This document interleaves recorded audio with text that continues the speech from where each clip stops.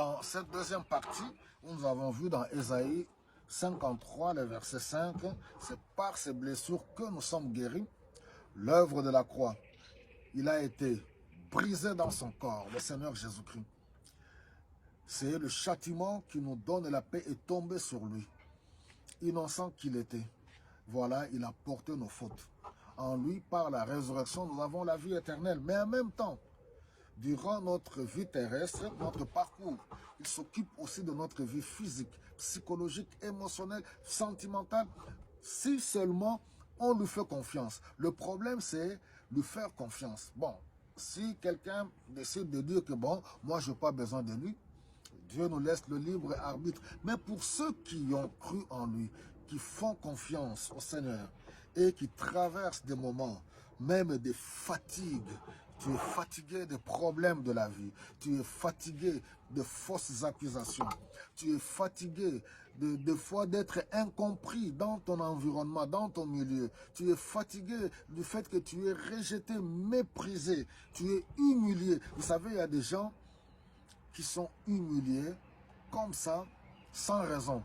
On les humilie par les injures dans la famille ou partout. Là, ils sont humiliés. Je m'adresse à cette catégorie de personnes. Il dit, Matthieu 11, verset 28, « Venez à moi, vous tous qui êtes fatigués et chargés, et je vous donnerai le repos. » Le vrai repos est dans le Seigneur Jésus-Christ. Le repos n'est pas dans le tabagisme. Le repos n'est pas dans l'alcool. Le repos n'est pas dans la drogue. C'est juste une illusion. Ça vous fait oublier un tout petit peu, mais ça vous détruit. Ça détruit votre corps, votre âme et votre esprit. Alors, ici, il dit, Jean chapitre 14, le verset 27, « Je vous laisse ma paix, je vous donne ma paix. Que votre cœur ne se trouble point. » La paix qu'il donne est complètement différente avec l'illusion de la paix, le semblant de la paix que ce monde présente. Le monde n'a pas de paix, ce n'est qu'une illusion. Philippiens 4, versets 6 et 7, il dit, « Ne vous inquiétez de rien, mais en toute chose, faites connaître à Dieu vos besoins par de prières et de supplications, et la paix de Dieu qui surpasse toute intelligence gardera votre cœur en Christ. » Es-tu troublé? Tu manques la paix. Des fois, tu n'arrives pas à dormir. Tu réfléchis sur des problèmes administratifs, sur les factures. Tu réfléchis sur ta santé, sur ton avenir. Tu te poses des questions. Oui, tu n'as pas d'issue. Mais le Seigneur est celui qui intervient. Il est un secours qui ne manque jamais dans la détresse.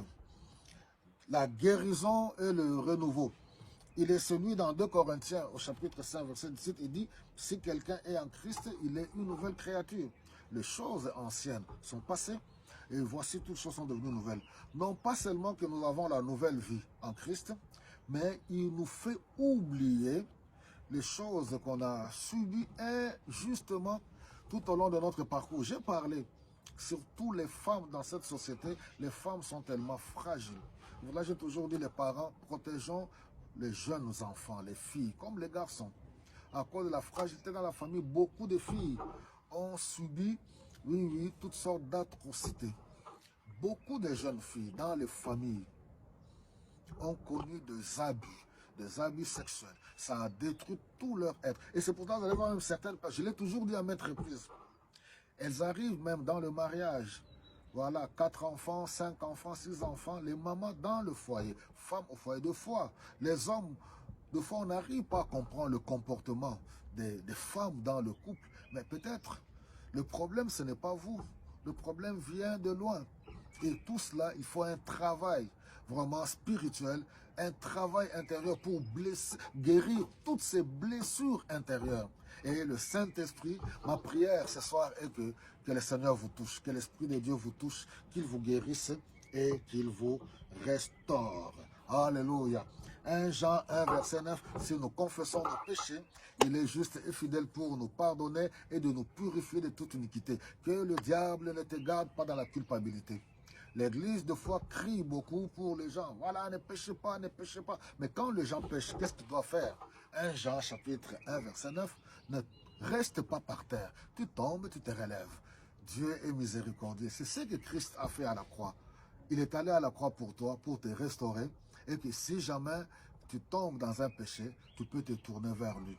S'il s'agit d'un lien, il est tellement amoureux, il fera de sorte pour te libérer, ou il mettra quelqu'un, un frère ou une sœur à côté de vous, pour vous aider, pour vous accompagner dans un processus de délivrance.